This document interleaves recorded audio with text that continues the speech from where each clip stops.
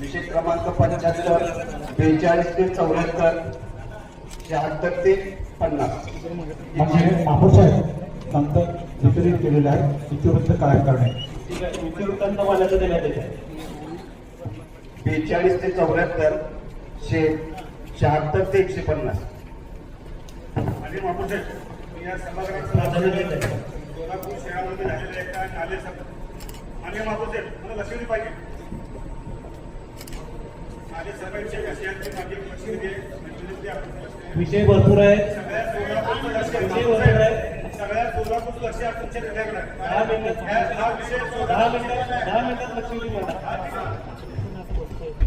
10 मिनिटात महानगरपालिकेच्या वतीनं मागच्या वर्षी जी नाले सफाई झाली सोलापूर शहरात प्रशासकीय कालावधीमध्ये 2,87,00,000 आसपासची ती नाले सफाई आहे.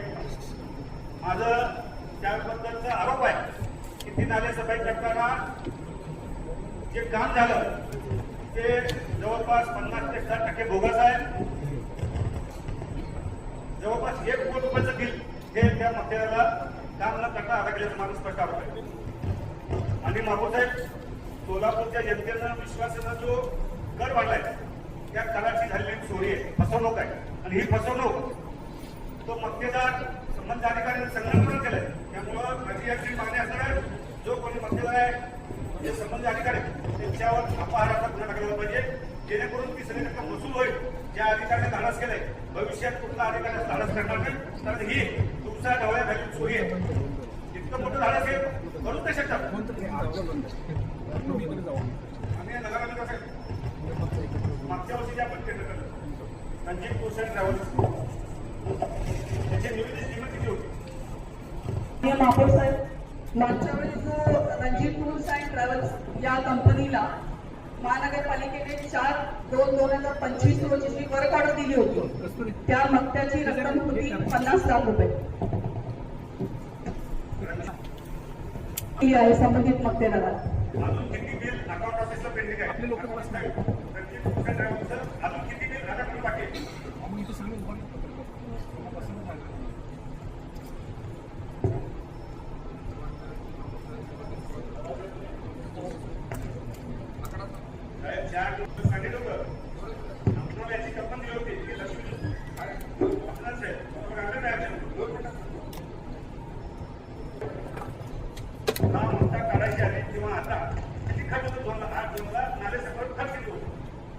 साहेब, नाले साफसफाईसाठी दरवर्षी साधारणतः आपण 20-1 लाखाची तरतूद ठेवत असतो.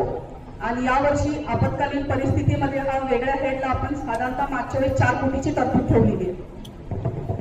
महापालिकेच्या इतिहासात वेगवेगळ्या सभागृहामध्ये पत्रकारांच्या शिवाय जे माणसं आहेत ना त्यांना आधी वीस लाख. ते नाही. काही अजून काही पुढं काही घेणं बाकी आहे. अजून काही दिलं हे 160 सोडून हे 120 सोडून अजून काही दिलं उद्या बाकी आहे. हो साहेब, अजून काही 3 जोडचे काम झालेले आहेत ते अजून काही बिल आपल्याकडे प्राप्त होणं अपेक्षित आहे. साधारणतः 50-1 लाखापर्यंत रक्कम आहे त्याची. 25-26 साधारणतः 3 कोटीपर्यंत जात असेल. 26-27 ला यावर्षी फक्त 2 कोटीची तरतूद ठेवलेली आहे. त्या मध्यरात्र 26-27 मध्ये अद्याप अजून काम सुरू केलेलं नाहीये. आपल्या विभागीय कार्याकडे जे वार्षिक मक्तेदार आहेत त्यांना ते काम देण्यात आलेले आहे. म्हणजे साहेब यापूर्वी हे जी नालेसफाई आहे हे फक्त विभागीय कार्यालयात होत होती. पण मागच्या वर्षी असा काय चमत्कार झाला जी नालेसफाई 50 लाख ते कोटीमध्ये होत होती. मग ती तिथे जाणून टेंडर काढलं. टेंडर काढून ती नालेसफाई 1 कोटीची 4 ते 5 कोटी पण गेली. त्याची बिलं बाकी आहेत. काही नालेसफाई करताना जेसीबी किंवा कुठले आता किती लाख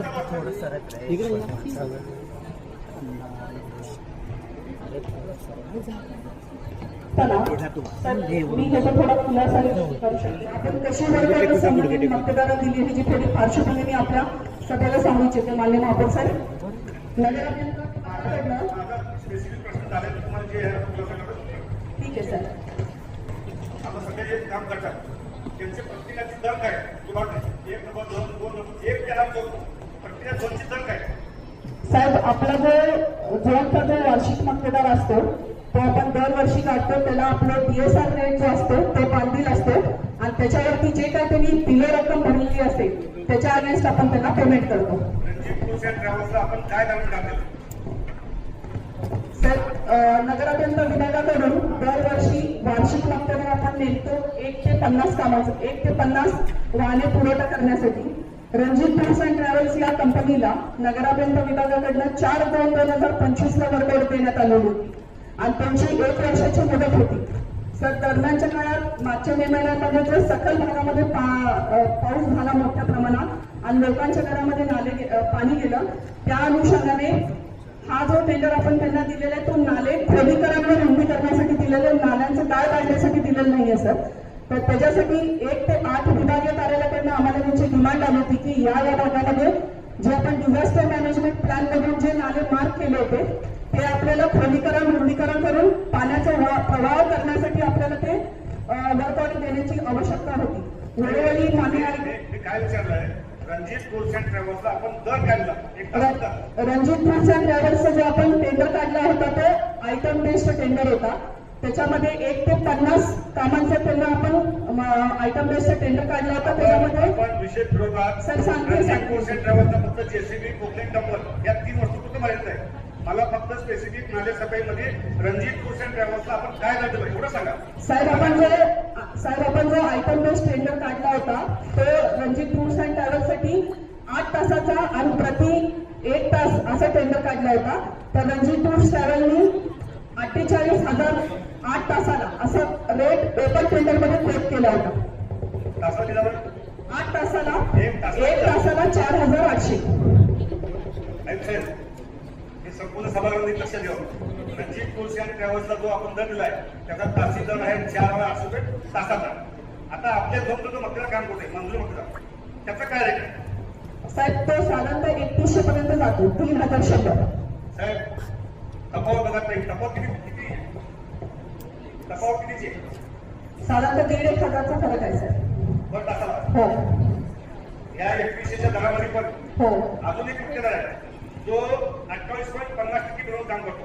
हो, या वार्षिक दरामध्ये मुख्य दर आहे. साहेब या दरामध्ये आयुक्त साहेब तुम्ही जो दर दिलाय त्या दरात पण तो 29% बिलो काम करतो. बिलो त्या कमी रेट काम करतो आणि आपण रणजित टूर्स ट्रॅव्हल्सला 4,800 पर तास देतो. त्याची तफावत थोडंसं काही समजून सांगा. हो, समजून सांगते साहेब. जो आपण वार्षिक मतदार काढतोय ते पर्सेंटेज रेट टेंडर असते आणि जो आपण रणजित टूर्सचा म्हणजे जो वाहन पुरवठा काढतो ते आयटम बेस्ड टेंडर आहे. हे दोन्ही तर कंपनीज होऊ शकत नाही. तर कम्प्लिटेड आयटम आहे हा प्रोव्हायडेड आयटम आहे, त्याच्यामुळे या दोन्हीमध्ये तफावत आहे. आणि आयटम रेट टेंडरमध्ये आपण रेट कॅल्क्युलेट केलेले आहेत आणि इथं जे आहे तो DSR रेट आपण कॅल्क्युलेट केलेले आहे. समजून घेतले आपण फार गोल प्रकार. माझा साधा विषय रणजित टूर्स अँड ट्रॅव्हल्सला आपण 4,800 रुपये दिले आणि आपल्या 2चा जो मक्तेदार आहे तो 2300-2200, त्यात पण तो 28% बिलो आहे, त्यात पण 28% बिलो आहे. हो किती रुपयाची तुम्ही फसवून करता मागवायची तासाला?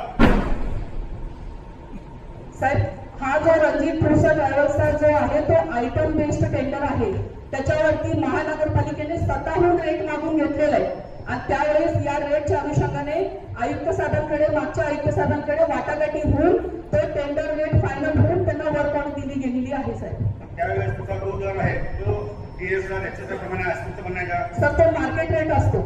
आपण जो महापालिकेचं टेंडर करतो एस्टिमेट करतो तो कुठल्या दरावर करतो? मार्केट रेटला का DSR ला? नाही, आपण जो एस्टिमेट करतो तो DSR यूज करतो. हा टेंडर जो होता तो आयटम बेस्ड आहे. साहेब, त्यात सरळ त्याला आयटम बेस्ड टेंडर म्हणतात. सरळ धर्मबोली आहे. महापालिकेच्या इतर कामाचं एस्टिमेट करताना तुम्ही DSR SS वापरता, इथं मात्र तुम्ही बाजारभाव घेता. पुन्हा सोयीसाठी घेता बाजारभाव, नाही सोय. आयटम रेट टेंडर मध्ये बाजार प्राइस घेतलं जातं. साहेब, त्याच्यानंतर वाटाघाटी होती त्या रेटवरती. ठीक आहे. जो मक्तेदार महापालिकेचा जो आपण मंजूर मक्तेदार आहे त्याचा दर साहेब तासाला 3,000 प्रमाणे 3,000 अडीच ते 3,000 म्हणजे किमान 1 कोट ते 1.5 कोट रुपये आपण ते मक्तेदाराला जास्तीत देतो. रणजित टूर्स अँड ट्रॅव्हल्सला काही दिलाच आहे विभागीय कार्यक्रम आहे.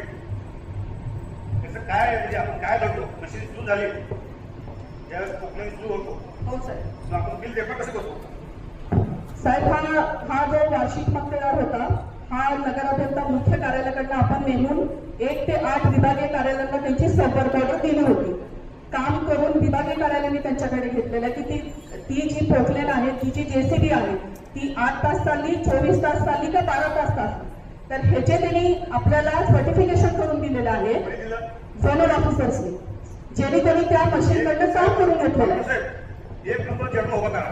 24 तास पोकलेन चालतो का? मला त्याचं उत्तर द्यावं. 24 तास कशी ऑपरेटर 4 तास टोटल 4 तास ऑपरेटरला सर झेरोने सर्टिफाय करून दिलेलं आहे. विचारा कसं नाही. 24 तास बिल आहे, ऑपरेटर 4 तास देऊ शकत नाही का? 4 नाही, जेवण नाही, तर काय होतं? 24 तास मशीन चालू. साहेब, आपला हा जो मोठा बिल झालेला आहे तो आदिला नदीचा आहे 1,50,00,000चा. त्या नदीचा उल्लेख केला नाही, कुठे नाले उल्लेख केला नाही. फक्त काय विचारलं? नाले सफाईमध्ये 24 तास पोकलेन JCB चालतो का? साहेब, हा नाले सफाई नाहीये, नाले खोलीकरण वृद्धीकरणासाठी बांधलेले मशीन्स आहेत. रुंदी केलं 24 तास पोकलेन JCB चालतो का? 6 नंबरचे प्रोजेक्ट ऑफिसर आले सर, त्यांनी ते रेट वापरले. माझ्याकडे 1 बिल आहे, माझ्याकडे 1 ते 8 सगळ्या 200 बिल आहेत काही. बोलवले साहेब 1 ते यायला. 8 सगळ्या 200 बिल आहेत. 1 नंबर जेरोनी 24 तास मशीन चालत बिल आहे. हो, त्यांनी सर्टिफाय करून दिले सर. त्याचं काय करतो? त्यांनी आता उठून घेतले साहेब. प्रमाण काय? 24 तास काम करून घेतलं म्हणून सर्टिफाय करून दिले साहेब त्यांनी. काय करतो नाही काम? सर्टिफाईड काय करतो? मशीन चालू होती आणि काम करून घेतलंय त्यांनी. ते आता पुन्हा ते जास्त करू शकतील तयार. आहेत साहेब, त्याच्यामध्ये बनावणी बघा. आता काही जोन उल्लेख केलाय 10 सकाळी 7 ला सुरू झाली, सकाळी 7 ला बंद झाली. त्याच्यात सुरुवातीला किलोमीटर नाही, शेवट किलोमीटर नाही, म्हणून फक्त तास. सगळे कॉपी पेस्ट आहेत, सगळे कॉपी पेस्ट आहेत, सगळे तिथं कॉपी पेस्ट आहेत. त्यांना कशाचं व्हॅल्यू नाही. त्यांना प्रशासक करायला असं वाटलं की आपलं कोण विचारणार नाही. आणि साहेब सगळे केलं, जेवढे 200 केल्या तुम्ही सगळे चेक करा, सगळे कॉपी पेस्ट केलं. म्हणजे दुसरं काय वाटतं आपण काय नाही साहेब, आपण एकही पैसा त्याला जास्त दिलेला नाहीये. जे काही त्यांनी आयटम बेस मध्ये जो रेट भरलेला आहे त्याचप्रमाणे बिल झालेले आहे. 4,800 आपण जो दर दिलाय तो त्याच्या वाहतुकीसहित दिलाय का कसं दिलाय? सर, पूर्ण वाहतुकी सहित आहे. तो कम्प्लिटेड होता रेट. साहेब थोडं साधं मला समजून सांगा. ते एखादं पोकलेन एखाद्या साईडवर गेल्यानंतर दर कशाला जातं येते जाते असता म्हणजे का? साहेब, आपण जो टेंडर काढलाय तो कम्प्लिटेड आयटम साठी काढला होता. तो सरासरी पूर्ण दर भरून आहे तो मंजूर केलेला आहे साहेब. त्यावेळेस तो जर शिफ्टिंगचा असेल तर प्रत्येक तासाला त्या मशीनची शिफ्टिंग झाली आहे. प्रत्येक तासाला साहेब हा प्रत्येक तासाला दिलंय 4,800. साहेब हा पोकलेनचं भाडं वेगळं आहे. तुम्ही जे बिल दिलंय त्याला शिफ्टिंग सेट दिलं. शिफ्टिंग सेट साहेब, आपण आयटम रेट टेंडर काढताना कम्प्लिटेड रेट घेतलेला आहे. त्याच्यामध्ये शिफ्टिंग वेगळं काय रेट असं वेगळं नव्हतं ना घेतली आहे सध्या. आहेत साहेब, सगळे उत्पन्न कमाल आहेत. सगळे बापूसाहेब विषय गंभीर आहे. माझा आता जाहीर आरोप आहे. मी ज्या दिवशी याची मागणी केली आपल्याकडे पत्र मागच्या महिन्यात की साहेब रणजित भूषण ट्रॅव्हल्सच्या बिलामध्ये तफावत आहे, बिलं जास्ती गेलेत, आपण त्यावेळेस अकाउंटला सांगितले बिलाला करू नका म्हणून ते थांबले आहेत. ज्यावेळेस मागच्या वेळी तुम्हाला सांगितलं की साहेब हे बिलं बोगस आहेत, तुम्ही अकाउंटला फोन केला तर थांबले, तर ते सुद्धा त्याच्यात गेला असतं. साहेब त्या बिलामध्ये त्याला तासाला किमान प्रत्येक ताशी 1500 ते 1800 रुपये जास्तीच दिलेत, जास्तीचे. हा माझा आरोप आहे आणि मी ते सिद्ध करतोय. आणि साहेब माझ्या दुसरे तर मी जे मशीन आहे ना साहेब, माझ्याकडे व्हिडिओ साहेब व्हिडिओ आपले जो ग्रुप आहे पत्रकार दूरदर्शन टाकतो साहेब, त्या मस्तीला काय केलंय, तो कोकणात जो आहे संध्याकाळी 7 ला आम्ही उभा केला, तिथं बघायला आपला माणूस नाही, चालू केलं पण काही विषय नाही, फक्त कोकणात उभा केला. एक समोरच्या बाजूला एक लेट लावली, जो तो घुम असतो, आणि दुसरी लेट लावली तिथं ड्रायव्हर बसतो, 2 लढती लावल्या.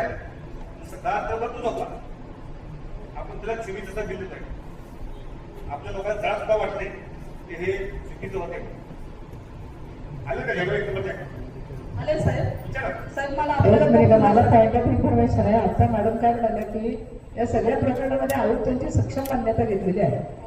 मग खाली पासून म्हणजे खालच्या कर्मचाऱ्यापासून ते आयुक्तांच्या पर्यंत ही जेव्हा बिलं आली तेव्हा सगळ्यांनी सह्या करत करत पुढची बिलं आलेली आहेत, पुढे आयुक्तांपर्यंत बिलं आलेली आहेत. मग सगळ्यांनी अशाच बिलावरती रोज आपण सह्या केल्या का, की जे जास्त म्हणजे पैशाने ती बिलं वाढलेली होती, अशा प्रकारे आयुक्तांपर्यंत प्रकरणानंतर आयुक्तांनी हे व्हेरीफाय का नाही केलं याचा मला थोडंसं खुलासा आहे. की मी आपल्याला तो दर ठरला गेला होता, तो आयुक्तांच्या सक्षम मान्यते मागच्या तत्कालीन आयुक्तांच्या सक्षम मान्यतेने झालेला आहे. बिलं जे होतात मॅडम ते नियंत्रण अधिकाऱ्याच्या अध्यक्षतेखाली चीफ ऑडिट होऊन अकाउंटंटला जातात. तर ते जे दर घेतलेले आहेत मॅडम, ते जे मागच्या आयुक्तांनी जे दर मंजूर केले होते त्याच दराने बिलं झालंय असं माझं म्हणणं आहे मॅडम. म्हणजे मागच्या आयुक्तांनी महापालिकेची फसवणूक केली, या आयुक्तांनी महापालिकेची वाचवले असं म्हणणं का आपल्याला? नाही साहेब, आपला तो आयटम बेस्ड टेंडर होता, ओपन टेंडर होता, त्याच्यात जो दर आला तोच घेतला. आयटम शब्द वापरून तुम्ही आमची शुद्ध फसवणूक करणार साहेब. सध्याचा आपल्या झोनचा मक्तेदार 28% बिलो 22 रुपये तासाला, त्यात पण 28% बिलो काम करतोय. आणि हे अजून किलो मिळतात 4,800 रुपये देऊन 4,800 रुपये अजून अनुभव करतात. आपल्याला पत्र दिलंय, आपण चर्चा आली, आपण ह्याच्यात काय दबावात आढळते असं काय आदेश दिले का की याचे काय पैसे? आपल्याकडे हा विषय आल्यानंतर आम्ही त्याची जे सुविधा समिती आहे त्याच्याकडे छाननी करून जबाबदारी कोणाकडून चूक झालेली आहे त्याची जबाबदारी निश्चित करा म्हणून त्याची आमची विविध समिती आहे त्यांच्याकडे पाठवली. साहेब मी मागील 4 दिवसापासून म्हणतो मॅडम सर आपल्या टुकड्यावर कोणी कर्मचारी त्यांनी त्या प्रकाराच्या कर्मचारी दम दिले की एकही कागद तुम्ही द्यायचं नाही. त्यांनी साहेब एक तक्ता काढला, तक्ता आपल्याकडून काय चुका झाली तर आपण नेमकं चुकलो काय. मला ही समजली माहिती आहे, किती जास्त मध्ये अधिकाऱ्यांना खालच्या, पण तरी शेवटी काही लोकांना जपलेत. 35 ते 38 लाखात सध्या आपल्याला चार्ट तयार झालाय, जी जास्तीची रक्कम गेली बिलामध्ये ते ना ठीक आहे, चौकशी तयार खुलासा होईल किती गेली. माझं म्हणजे 1 कोटी रुपये आता ह्यांचं खातं आलं 30-35 लाखापर्यंत जास्त गेले, ते कबूल करायला बरोबर का मॅडम? साहेब मी तेच म्हणते, तो जो तक्ता आपल्याला आलेला व्हेरीफाय नाही केला. साहेब तक्ता ती फायनल नाही आहे, ते चुकीचे आकडे आहेत त्याच्यावरती, त्याच्यावर कोणाच्या अधिकृत सह्या नाही त्या तक्त्यावरती. एकही रक्कम आपण मतदाराला जादाची पेमेंट केलेली नाही साहेब. आम्ही तक्रार केल्यानंतर सर बिल गेले पुढे तुम्ही बिल पास केले, तुमच्याकडून बिल अकाउंटला गेले, अकाउंटमधून बिल पास झाले, जेव्हा मी तक्रार केली तेव्हा तुम्ही तक्ता करताय साहेब गेले की त्या 2.5 कोटीची आपली तक्रार आल्यानंतर सरांनी जेव्हा चौकशीचे आदेश दिले ते बिल प्रलंबित ठेवले. मार्चच्या अगोदरचे 1.5 कोटीचे पेमेंट झालेले सर. आपण ज्या संस्थेत काम करतो त्या संस्थेची वेतन देतो आपण, आपल्या हे निदर्शन आलं नाही का? सर इतका पेमेंट मोठा फरक आपल्या सैन्यात आपण खाली आपलं जास्त वाटत नाही. साहेब पेमेंट जास्त मतदाराला दिलेलं नाही, हेच मी आपल्याला सांगते साहेब.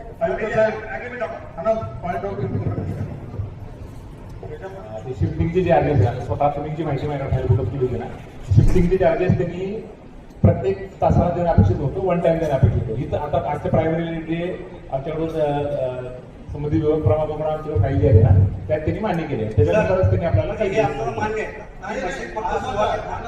चुकीचं गेलं तर नाही थोडं सांगा. चुकलं ते चुकीचं गेलं तर पण त्या अधिकाऱ्यांना तिथं ठेवणं योग्य आहे का? म्हणजे जे ज्यांनी चुकलंय त्याच ठिकाणी फाईल त्याच ठिकाणी कागद येत नाहीत. फुकाळ्या नावाचा जो कर्मचारी आहे त्याला कागद देऊ नको म्हणून, म्हणजे तुम्ही सांगून सुद्धा त्या फुकाळ्याला देऊ नका म्हणून सांगते, ते खरं आहे का? फुकाळ्याला बोलतो म्हणजे आनंद आमचे सदस्य खरं बोलते, साहेबांचा आदेश देऊन सुद्धा तो करत नाही. म्हणजे प्रशासनावर कुणाचा अंकुश आहे? त्या सभागृहाचा आहे का आयुक्तांचा आहे का त्या कर्मचाऱ्यांचा आहे? आणि साहेब आपलं हे लक्षात आलं की जे ट्रान्सपोर्टिंगचं देणं आहे ते मशीन सुरुवातीला मशीन उचलताना 2 वेळ देणं अपेक्षित आहे.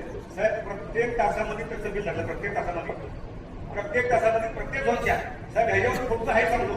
आता काही आयुक्त साहेब करू ना, फुकाळ्याने काय केलं विचारलं साहेब. फुकाळा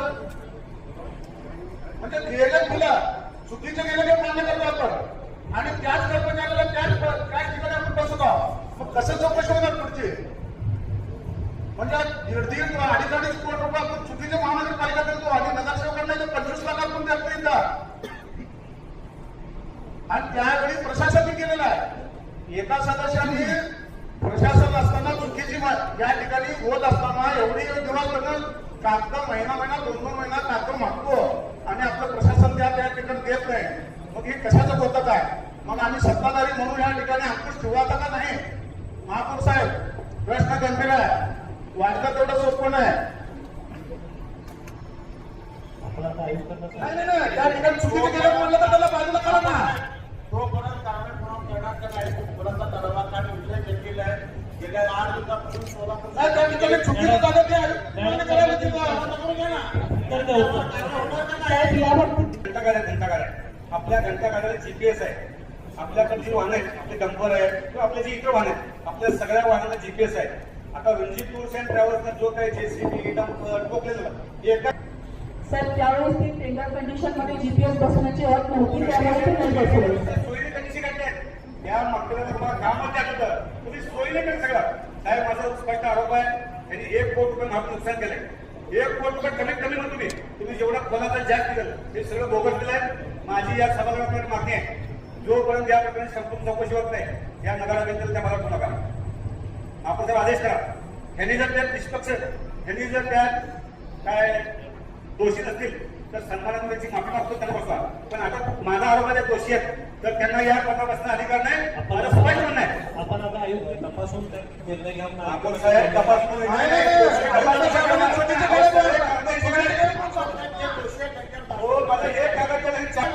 या अधिकाऱ्याकडे बसले तपासून करा.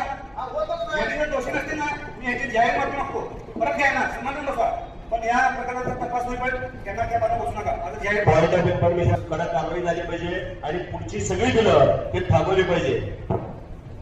जे बिलं देणार आहे ते सगळे बिलं थांबवली पाहिजे. संबंधित जे कोण आहे मान्य महापौर साहेब, संबंधित अधिकाऱ्यावर आयुक्त साहेब आपण टाकलेला मान्य महापौर साहेब, ज्या संस्थेत नुकसान झालं त्या संस्थेचे प्रमुख प्रशासन म्हणून साहेबांनी तुम्हाला देतात की हे चुकी झाले, त्याला आपण धाडस करा.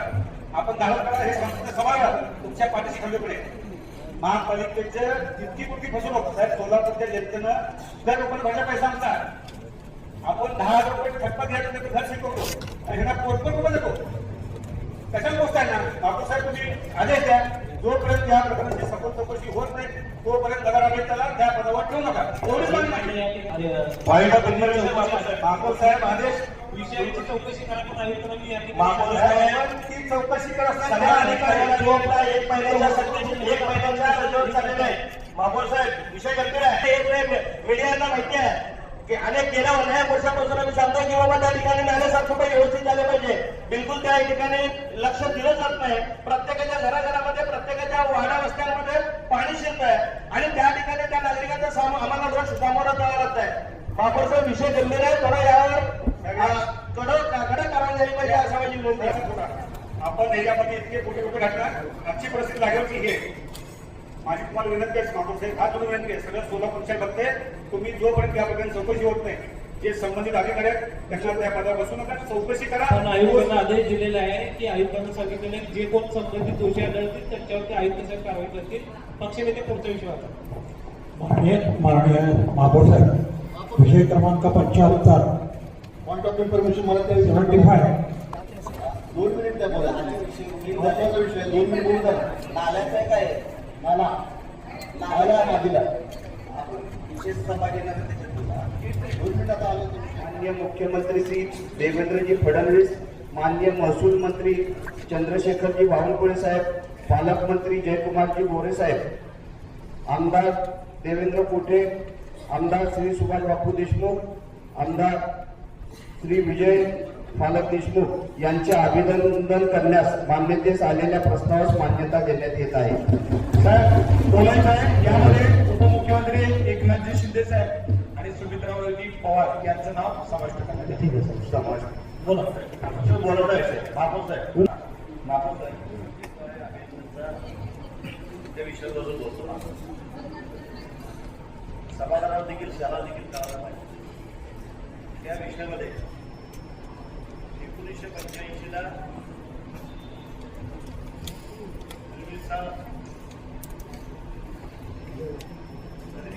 असताना त्यावेळेस चेअरमन तात्यासाहेब कोटे होते.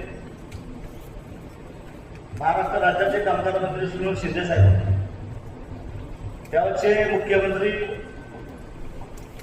यशवंत चव्हाण होते. त्यावेळेस ते 5.5 लाखामध्ये ती चाल खरेदी झाली. 2005 ला सुशीलकुमार शिंदे साहेब राज्याचे मुख्यमंत्री होते. त्यावेळेस आदम मास्तर साहेबांचा पाठपुरावा, आदरणीय आमचे रमाजी भोसले साहेबांचा पाठपुरावा, चाळीतील आमचे चेअरमन असेल, भुटे असेल, दादा पलेकर असेल, यांच्या पाठपुरावामुळे 2005 ला सुशीलकुमार शिंदे साहेब या राज्याचे मुख्यमंत्री असेल ती देखील चाळ एजीबीचा खरेदी झाली. 71 दिलीप बोजीची चाळ आहे ते चाळ कामगार मंत्री सुनील शिंदे साहेबच होते, पण पवार साहेबांच्या माध्यमातून आपटेकडून 1985 ला ते देखील कामगार चाळ म्हणून खरेदी करतात. ही वस्तुस्थिती आहे. बीटीचा जो विषय आहे, आमचे लोक विजयकुमार देशमुख साहेबांकडे जात होते पालकमंत्री म्हणून. आमचे लोक सुभाष बापूच्या संघामध्ये गेले, आम्ही 40,000 रुपये भरले. आज तुम्ही आमदार आहे, तुमचं राज्य आहे, तुमच्या काळात जरी मंजूर झालं तरी पण ह्या कामाला अनेक लोकांचं सहकार्य आहे. तर माझी मागणी आहे, ज्या ज्या लोकांनी ह्या ठिकाणी मदत केली आहे ह्या कामगारच्या मिल चालीला, त्यांचा देखील ह्यामध्ये पवार साहेब, शिंदे साहेब, खासदार प्रणित शिंदे यांचं देखील आपण नाव घालावं असं या सभागृहाला विनंती करतो. हे इतिहास आहे. ठीक आहे, तुमचं राज्य, तुमचं सरकार आहे, तुम्ही आमदार आहात, बावनकुळे साहेब देखील अभिनंदन करतो. पण ज्या ज्या लोकांनी ह्या ठिकाणी आम्हाला मदत केली त्या कामगारचा मुलगा म्हणून दादा तुम्हाला देखील विनंती आहे की ज्या ज्या लोकांनी आपल्याला मदत केली त्या सगळ्यांचं या ठिकाणी नाव घालावं असं या ठिकाणी विनंती करतो. अतिशय महत्वाचा विषय या ठिकाणी आलेला आहे. सर्वप्रथम पहिल्यांदा मी सोलापूर शहर मध्येचे आमदार देवेंद्रदा कोटे, पालकमंत्री जयकुमार गोरे साहेब, महसूल मंत्री बावनकुळे साहेब, या राज्याचे मुख्यमंत्री फडणवीस साहेब, आमदार विजयकुमार देशमुख मालक, सुभाष बापू देशमुख आणि जे अमोल बापूंनी सुचवल्याप्रमाणे उपमुख्यमंत्री एकनाथभाई शिंदे, सुमित्राताई पवार, या सगळ्याच लोकप्रतिनिधींचं आणि महाराष्ट्राच्या महत्वाच्या व्यक्तींचं ज्यांनी बिटूचा प्रश्न मार्गी लावला आणि हा प्रश्न मार्गी लावण्यासाठी ज्या ज्ञात अज्ञात लोकांनी जे सहकार्य केलं त्या सगळ्यांचं या ठिकाणी मी मनापासून अभिनंदन करतो. आणि खरं तर अनेक वर्षापासूनचा हा प्रलंबित प्रश्न आहे. जवळपास ब्रिटिश काळापासून हा प्रलंबित असलेला प्रश्न या सोलापूर शहरातल्या अनेक चाळी ज्या कामगारांच्या वसाहती होत्या त्या कामगारांच्या वसाहतीत तिथं वास्तव्य होतं, परंतु या वसाहतीमधली ज्या जागा होत्या, चाळीमधल्या जागा होत्या त्या त्यांच्या नावानं होत नव्हत्या. हा सगळ्यात महत्वाचा प्रश्न या ठिकाणी होता. विशेषतः मी या ठिकाणी देवेंद्रदा कोटे यांचे प्रयत्न, सतत त्यांचा असलेला पाठपुरावा आणि या पाठपुराव्यामुळे खऱ्या अर्थानं हा विषय विधिमंडळामध्ये गाजला आणि या राज्याचे मुख्यमंत्री देवेंद्रजी फडणवीस साहेब आणि महसूल मंत्री चंद्रकांतजी बावनकुळे साहेब यांनी अक्षरशः मनावर घेतलं. विशेषतः सभागृहामध्ये या ठिकाणी देवेंद्र दादाचं अभिनंदन या ठिकाणी केलं त्यांनी, कारण हा महत्वाचा विषय मुद्दा आलेला होता. या महत्वाच्या विषयामुळं बिटूमुळं या ठिकाणी सोलापूर शहरामधील जे चाळे, या चाळीमध्ये जवळपास 9,000 मिळकती, या मिळकतीचा फायदा होणार आहे. आणि विशेष म्हणजे 40,000 लोक या अखत्यारीत येत होते. या 40,000 लोकांचा फायदा होणार आहे. अनेक कुटुंबाला खरं तर आनंद झाला. अनेक दिवसापासून प्रलंबित असणारा प्रश्न या ठिकाणी मार्गी लागला.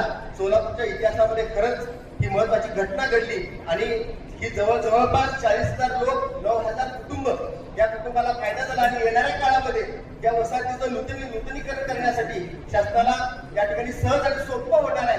आणि विशेष म्हणजे या वसाहतीमध्ये राहणारे जे मिळकतदार होते, त्या मिळकतदारांना विशेषतः म्हणजे या ठिकाणी नव्यानं घराची सुधारणा करता येत नव्हती. त्याचबरोबर त्यांना कोणतीही बँक कर्ज देत नव्हती. आता तोही प्रश्न या ठिकाणी मला वाटतं बिटूचा प्रश्न मार्गी लागल्यामुळं त्या ठिकाणी तेही या लोकांना त्यांच्या वसाहती त्यांच्या घराच्या सुधारण्यासाठी या ठिकाणी बँका वगैरे मदत करतील. त्यामुळे त्या लोकांना खऱ्या अर्थाने आनंद झालाय असं मला या ठिकाणी वाटतं. त्यामुळे पुन्हा एकदा या ठिकाणी मी सर्व लोकप्रतिनिधींचं या ठिकाणी मनापासून अभिनंदन. संबंध सोलापूरकरांचं लक्ष असलेलं बिटूचा निर्णय महाराष्ट्र शासनाने या ठिकाणी मागच्या गुरुवारी जाहीर केला. आणि योगायोग म्हणजे आज आपण अभिनंदनाचा ठराव पास करत असताना आज दुपारीच GR निघाले. मला वाटतं ही अतिशय अभिनंदनास्पद गोष्ट आहे की आज हा विषय आपल्या सभागृहाच्या माध्यमातून आपण महाराष्ट्राचे मुख्यमंत्री सन्माननीय देवेंद्रजी फडणवीस साहेब, त्यासोबत महसूल मंत्री सन्माननीय बावनकुळे साहेब, पालकमंत्री सन्माननीय जयभाऊ गोरे, त्याचसोबत आमदार देवेंद्रदा कोठे, त्याचसोबत आमदार सुभाषबाबू देशमुख असतील, आमदार सन्माननीय विजयकुमार देशमुख मालक असतील. आणि विशेष अभिनंदन की ज्यांच्या पाठपुराव्यामुळे आज हे या ठिकाणी बिटूचा विषय मार्गी लागला. अशा आमचे नेते सन्माननीय आमदार देवेंद्रदा कोठे यांच्या या ठिकाणी आपल्या सर्वांच्या माध्यमातून विशेष अभिनंदन करतो. आणि विशेष तुम्हाला सांगायची बाब म्हणजे मला या भागाचं प्रतिनिधित्व मी या ठिकाणी करत असताना भरपूर अशा कामगार वर्ग आपल्या भागामध्ये राहतो. विशेषतः महापौर साहेब आपण स्वतः या ठिकाणी जमीन राहतात. जमीन चाळीचा परिसर असेल, नरसिंगी चाळीचा परिसर असेल, वारद चाळ असेल, लक्ष्मीश्वर चाळ असेल, मला वाटतं की बहुतांश चाळी या आमच्या प्रभाग क्रमांक 15 मध्ये येतात. आणि ह्या चाळीचा पुनर्विकास करणं या निर्णयामुळे या ठिकाणी शक्य होणार आहे. आपण जर पाहिलं या निर्णयाच्या माध्यमातून जवळजवळ 800 पेक्षा जास्त मिळकती त्यांना याचा फायदा होणार आहे. आणि 40 ते 50,000 कुटुंबांना याचा फायदा झालाय.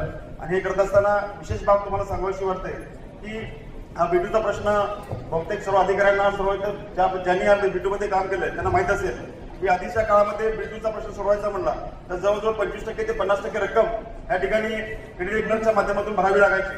परंतु तो प्रश्न आदरणीय आमदार देवेंद्र कोठे यांनी अतिशय 20 महिन्याच्या कालावधीमध्ये, कारण की मी बघतोय की राजकारणामध्ये विधानसभेच्या निवडणुका आल्यानंतर आश्वासनांची खैरात केली जाते, परंतु विधानसभेच्या निवडणुका असू द्या किंवा सोलापूर महानगरपालिकेच्या निवडणुका असू द्या, या निवडणुकामध्ये बिटूचा प्रश्न या ठिकाणी सन्माननीय आमदार देवेंद्रदा कोठे यांनी उचलला. आणि केवळ 20 महिन्याच्या अतिशय अल्पावधी काळामध्ये या ठिकाणी बिटूचा प्रश्न या ठिकाणी मार्गी लावला. आणि तो मार्गी लावत असताना चालू रेडिएटर न वापरता 1989चा रेडिएटर या ठिकाणी वापरलाय. म्हणजे निश्चितपणानं अतिशय अल्प दरामध्ये हा प्रश्न सोडवण्यास त्यांनी या ठिकाणी आपल्या समस्त सोलापूरकरांना मदत केली. आपल्या सभागृहाच्या माध्यमातून अनेक मी सर्वांना सांगू इच्छितो की हा निर्णय झाल्यानंतर अनेकांचे आम्हाला फोन आले की हा निर्णय केवळ फक्त चाळीपुरता मर्यादित झाला का, केवळ फक्त चाळींना हा निर्णय लागू होतो का. परंतु मी सांगू इच्छितो की आजच्या GR मध्ये या ठिकाणी विशेष बाब म्हणून या ठिकाणी उल्लेख केलाय. आणि समस्त सोलापूरकरांसाठी हा निर्णय केवळ चाळी करता नाहीये, तर समस्त सोलापूरकर करता हा निर्णय घेण्यात आला. आणि हा निर्णय घेत असताना 2.5% रेसिडेन्शियल प्रॉपर्टीसाठी आणि 5% कमर्शियल प्रॉपर्टीसाठी हा अतिशय अल्पशा अशा दरातला हा निर्णय या ठिकाणी घेण्यात आला. त्याचसोबत हे करत असताना अजून एक विषय सांगावासा वाटतो की हे करत असताना आपण बिटूचा ठराव महापौर साहेब सन्मान, आपण महापौर झाल्यानंतर सोलापूर महानगरपालिकेमध्ये आपण पहिल्यांदा हा ठराव मांडला होता की तुमच्या माध्यमातून पहिल्यांदा बोलताना बिटूचा ठराव मी असेल, आमच्या सहकारी नगरसेवक खराताई आम्ही सर्वांनी मिळून या ठिकाणी बिटूचा प्रश्न मांडला. आणि पहिला ठराव मांडत असताना ज्या काही आमच्या भावना होत्या त्या भावना महाराष्ट्र शासनाने या ठिकाणी जाणून घेतल्याबद्दल पुन्हा एकदा मी सन्माननीय मुख्यमंत्री माननीय देवेंद्र फडणवीस साहेब, पालकमंत्री जयकुमार गोरे साहेब, महसूल मंत्री बावनकुळे साहेब या ठिकाणी उपस्थित या ठिकाणी ज्यांनी विशेष प्रयत्न केले असे माननीय आमदार देवेंद्र कोटे यांचे पुण्यश्लोकांनी सर्वांच्या वतीनं आभार. सभागृहातले महापौर महासभा नगरसेवक सर्व पत्रकारांचे आभार व्यक्त करते. कारण की आपण बघतो की हा भेटीचा प्रश्न अनेक वर्षापासून प्रलंबित होता. कारण अनेक पक्षाचे जे लोक होते की त्या लोकांनी काहीच काम केले नव्हतं आणि खरं तर आपण मला बघतो की देवेंद्र दादा कोटे कारण की त्यांचं काम बघतो की गेले 2 वर्ष झाले ते आमदार झाले आणि त्यांनी एवढे काळापर्यंत चांगल्या पद्धतीने जे काम करत आहे की एक दमदार आमदार म्हणून एक ओळख झालेली आहे आणि ते दमदार आमदार त्यांच्या नेतृत्वावर त्यांच्या कुटुंबावर झालं त्यांच्या खरं तर त्यांच्या पाठीची छाप जी आहे की तात्या कोटेची. कारण की तात्या कोट्यांचं जे शिकवण होतं की समाजामध्ये अनेक माध्यमातून चांगल्या पद्धतीने सर्वसामान्य लोक होते त्या लोकांना न्याय देण्याचे काम असं देवेंद्र दादा करत आहे. तात्याच्या मार्गदर्शनाखाली आपण बघतो की असे आमदार आम्हाला लाभल्यामुळे आम्ही सर्व सोलापूर शहरांचे आणि सर्वांचे खूप खूप मनापासून आभार व्यक्त करते की हा बिंदूचा जो प्रश्न होता आता जे आमचे जे इलेक्शन होऊन 7 महिने झाले ज्यावेळेस आम्ही इलेक्शनामध्ये प्रभागामध्ये फिरताना काही लोकांची समस्या होते की खूप मोठे प्रॉब्लेम होते की अनेक लोकांना घरं असून सुद्धा ते घरं पूर्ण धोकादायक झालेले होते की इमारती कोसळत होते आणि त्या पद्धतीने आम्ही एक आश्वासन दिले की आम्ही तुम्ही आम्हाला निवडणुकीसाठी द्या आम्ही तुमचे ज्या काही प्रश्न आहे तुमचा बिंदूचा जो मुद्दा आहे तो आम्ही पार करूया. आणि खरं तर बाबासाहेब साहेबांनी ज्यावेळेस आमच्या प्रभागामध्ये सभा होती त्यावेळेस त्यांनी स्वतः फोनवर बोलून त्यांनी हे आश्वासन दिले आणि त्या आश्वासनाला ते पूर्ण केले. खरं तर मुख्यमंत्री साहेबांचं म्हणा आणि बावनकुळे साहेब म्हणा आपले सोलापूर शहराचे पालकमंत्री म्हणा आणि सर्व विजय देशमुख म्हणा सुभाष देशमुख म्हणा आणि सर्व जे आमदार सुमित्राताई पवार म्हणा अनेक एकनाथबाई शिंदे म्हणा सर्व आपले सोलापूर शहराचे सुद्धा खासदार वगैरे म्हणा सगळ्यांचे खूप खूप मनापासून आम्ही आभार व्यक्त म्हणून बघतो. खरं तर श्रेय खरं द्यायला गेलं तर देवेंद्र दादाला दिलं पाहिजे कारण की त्यांनी तळागाळापासून जे काम करत आहे आताही तुम्ही बघता की गोरगरीब लोक राहून सर्वात जास्त निधी आणण्याचा प्रयत्न देवेंद्र दादा कोटेंनी केलेला आहे आणि ते करत राहणार. आपण सर्व नगरसेवक जे झालेले आहेत दादाच्या कौतुकावर दादाच्या निधीमुळे आपण असं केलं तर भारतीय जनता पार्टी तळागाळापर्यंत जाऊन तुम्ही जे लोकांना जे आश्वासन दिलेलं आहे ते आपलं भाजप सरकार करत आहे. आज तर मला बोलायची संधी दिल्याबद्दल मी फुलारे परिवारातर्फे आणि माझे प्रभाग 15चे जे पिटूमधले जे सर्व लोकांचे जे घरं लवकरात लवकर होणार आहेत आपण सर्व लोकांची एक अपेक्षा आहे की महापौर साहेब की काही लोकांचे पिटू उठलेले तर काही लोकांचे नाही उरले तेही लवकरात लवकर सर्व सोलापूर शहराचे पिटूचे पूर्ण प्रश्न निलंबित व्हायला पाहिजे चांगल्या पद्धतीने. और विनोद भाई ने बताया कि ये सिर्फ 40 तक सीमित नहीं यहाँ के सभी नागरिक के लिए जहाँ पर पिटू है उनके लिए राहत है. तो हम सभागृह में हमारी पार्टी की तरफ से हम इस विषय का और इसका सम्मान करते हैं और इसका आभार मानते हैं और इसमें जो काम किए हैं पिटू के ऊपर जिस तरह से बताया मुख्यमंत्री साहब ने और बावनकुळे साहब ने देवेंद्र कोटे ने और पालक मंत्री कोरे साहब ने और हमारे चेतन भाऊ ने बताया और अमोल भाई ने बताया कि शिंदे साहब और सुनीता पवार और हमारे शिंदे साहब और तमाम जो लोग हैं पंडित शिंदे और जहाँ पर जितने भी सदस्य हैं जैसे कि विनोद भोसले ने ये विषय लाया था मुझे याद है तो मैं आप सबका आभार व्यक्त करता हूँ और यहाँ पर सम्मान करता हूँ इसका कि इस विषय में लोगों को फायदा हुआ और आने वाले वक्त में इसी तरह से सोलापुर के लोगों के लिए हम मिलकर काम करेंगे और लोगों को इसका फायदा होगा.